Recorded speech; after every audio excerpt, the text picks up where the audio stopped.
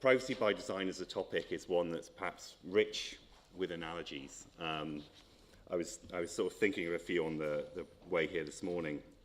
One analogy perhaps is it's like reading the instruction manual for a new car. It's something that makes perfect sense, but of course it doesn't always happen in practice. I think someone else used the analogy that it's like sex as a teenager. It's something everyone talks about, something that's shrouded in mystery, something that's very difficult to achieve. And of course, the reality is not everyone is doing it. That's a completely stolen one, so I don't claim that. Now, privacy by design, I think, look, you're all privacy pros, so I think you know all of this, but it's the idea that you apply privacy principles at the inception of a decision to process data, whether that's because you're creating a new system or because you're implementing a new policy or a process or because you're thinking about using data in a new way or possibly sharing data with a new partner. It's the idea of an approach where you deal with privacy at the outset and through the life cycle of data rather than it being bolted on as an afterthought.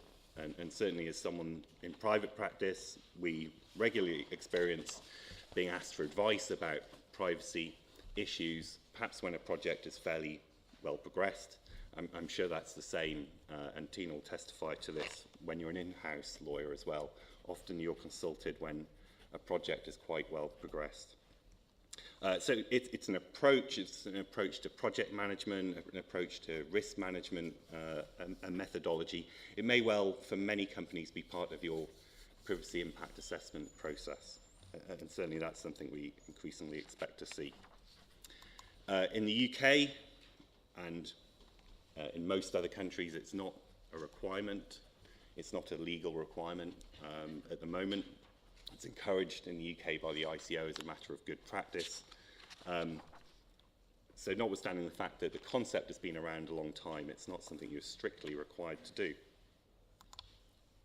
It will become so. So as you all probably know, under the GDPR, Article 25 introduces a mandatory legal requirement to observe privacy by design and by default, punishable by fines. So in future, if you don't achieve privacy by design, you could face the fine of up to 2% of worldwide annual turnover or 10 million euros, depending on the size of your business. So this is something companies clearly now have to take more seriously. It is a risk-based requirement. If you read the article, you'll see that it's set in context. You have to take into account the state of the art, but also the cost of implementation. So there's a trade-off there. You don't necessarily have to bankrupt your business to achieve privacy by design. You take into account the nature, scope, context, purposes. So, it's context dependent. Not every data processing activity will require the same measures to achieve privacy by design. Kind of like privacy impact assessment in a way. You don't have to do a privacy impact assessment for everything that you might do with new data or do with data, but you do it for the more high-risk situations.